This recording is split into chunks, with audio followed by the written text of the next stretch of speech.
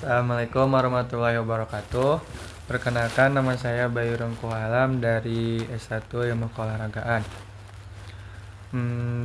Di sini saya akan menjelaskan tentang kedudukan bahasa Indonesia sebagai bahasa nasional dan bahasa negara. Sebelum itu, kedudukan bahasa Indonesia memiliki dua peran penting, yaitu sebagai bahasa nasional dan sebagai bahasa negara. Dari keduanya, perbedaannya yaitu bahasa Indonesia sebagai bahasa nasional ditetapkan melalui Sumpah Pemuda pada tanggal 28 Oktober 1928 yang menyebutkan bahwa bahasa Indonesia adalah bahasa persatuan.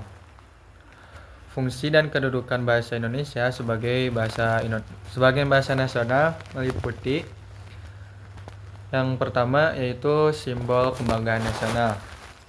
Bahasa Indonesia mencerminkan identitas dan kebanggaan sebagai bangsa Indonesia. Lalu simbol yang kedua yaitu simbol pemersatu bangsa.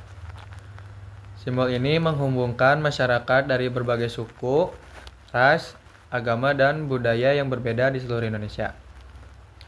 Lalu yang ketiga, alat komunikasi lintas budaya dan daerah. Bahasa Indonesia menjadi sarana utama dalam berkomunikasi antar etnis dan wilayah yang memiliki bahasa daerah yang berbeda-beda. Lalu yang terakhir yaitu pewaris kebudayaan nasional. Melalui bahasa, nilai-nilai budaya, sejarah, dan kearifan lokal diwariskan ke generasi selanjutnya.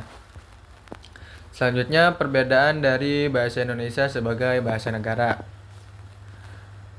Peran ini diatur secara resmi dalam pasal 36 Undang-Undang Dasar 1945 yang menyatakan bahwa bahasa negara adalah bahasa Indonesia.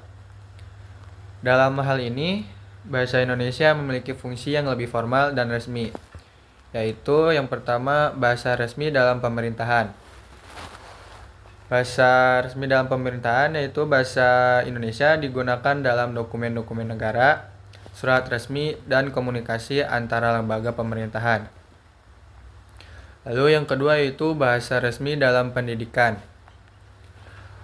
Bahasa Indonesia digunakan sebagai bahasa pengantar dalam sistem pendidikan nasional di semua jenjang. Lalu yang ketiga, bahasa resmi dalam perundang-undangan.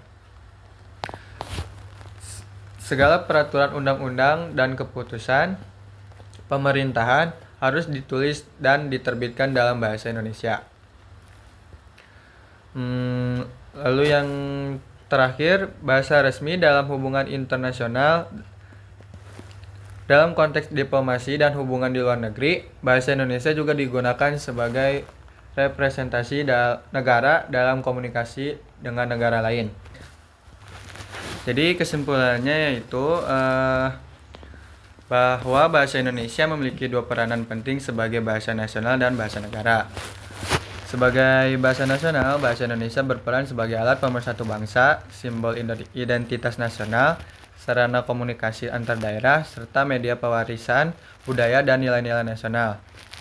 Sedangkan sebagai bahasa negara, bahasa Indonesia berperan dalam fungsi formal seperti bahasa resmi administrasi pemerintahan, bahasa pengantar pendidikan, bahasa dalam kegiatan kenegaraan, dan bahasa dalam hubungan diplomatik internasional. Dengan demikian, bahasa Indonesia tidak hanya menjadi alat komunikasi sehari-hari, tapi juga sebagai simbol dan instrumen penting yang menjaga keutuhan serta kedaulatan bangsa dan negara. Jadi peranan bahasa Indonesia sebagai bahasa nasional dan bahasa negara sangat penting untuk masyarakat Indonesia. Sebagai bahasa yang bisa digunakan sehari-hari walaupun ada perbedaan ras, suku, dan bahasa daerah setiap masyarakat Indonesia. Sekian dari saya, mohon maaf ada kesalahan kata.